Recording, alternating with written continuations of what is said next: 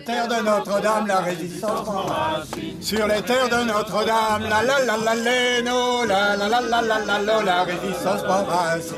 Il y a du blé de quoi manger pour tous ceux qui vivent là. Il y a du blé de quoi manger pour tous ceux qui vivent là.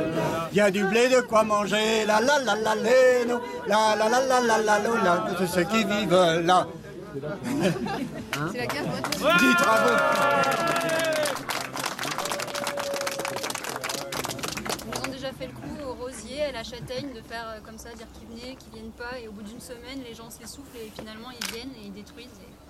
Et en tout cas, ils ne comprennent pas que les tracteurs en travers de la route.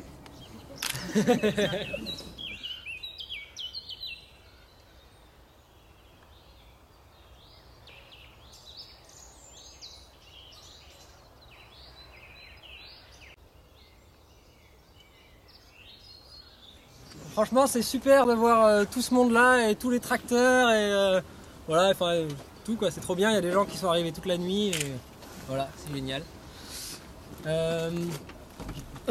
Donc pour l'instant, on n'a pas d'informations comme quoi il y aurait des gardes mobiles dans le coin.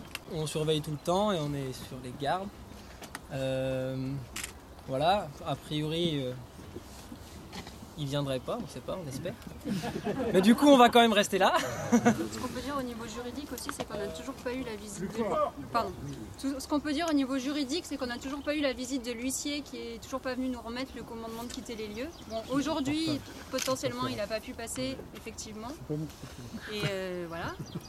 Et par rapport à ce que disait Vincent, s'ils ne viennent pas aujourd'hui, c'est une chose, mais c'est-à-dire qu'ils peuvent venir demain, après-demain, après-demain, et que du coup il faut rester mobilisé et vigilant, donc ça va être dur d'avoir autant de monde qu'aujourd'hui tous les jours, mais il y a un projet aussi ici aujourd'hui, et ça peut être faire de la présence quotidienne par petits groupes pour des chantiers, parce qu'il y a des chantiers, on veut refaire le hangar, on veut réhabiliter la ferme, et du coup ça peut être chouette qu'il y ait des gens qui passent un peu tout le temps pour aussi montrer à la préfecture et aux gens et aux médias et à tout le monde qu'il y a des gens qui sont là au quotidien et que c'était pas juste aujourd'hui. Voilà.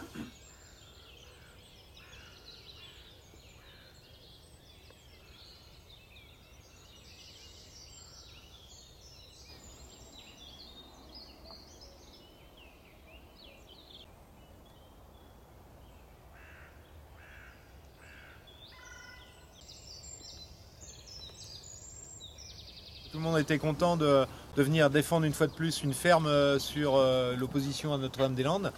Et il faut que ça se maintienne, il faut qu'il y ait une présence continuelle ici sur les lieux. Il y a des gens qui ont des projets ici. Il y a aussi des possibilités d'aider à retaper les toitures ici, puisqu'il y a des gros projets d'aménagement de locaux pour des projets justement personnels. Et donc ça permet d'utiliser tous les bâtiments qui sont ici, de les maintenir en état. Ça permet que des gens puissent ici développer une activité sans remettre en cause du tout les projets paysans qu'il y a autour. Donc en préservant les terres qui sont toujours exploitées par un agriculteur de Saint-Étienne-de-Montluc. Et donc c'est une exploitation qui pourra continuer à vivre ici si des gens la maintiennent à la fois en état et puissent au moins y vivre pendant ce temps-là. Ça permet aussi une présence. C'est pas qu'une présence pour défendre cette ferme et ces bâtiments, cette maison, mais c'est aussi une présence pour remettre en état un outil qui pourra resservir à l'aéroport, après l'aéroport, quand il aura été abandonné. Parce que cet aéroport, de toute façon, on sait qu'il ne se fera pas maintenant. Et donc c'est vraiment le moyen de préserver un outil de travail ici. Et c'était le but de cette occupation de maison. Pour les paysans, pour Copain 44 et bien plus large tous les paysans, c'est que là il y a une mobilisation aujourd'hui, il y a des tracteurs, la mobilisation est large, elle a été lancée au niveau départemental mais aussi au niveau grand régional.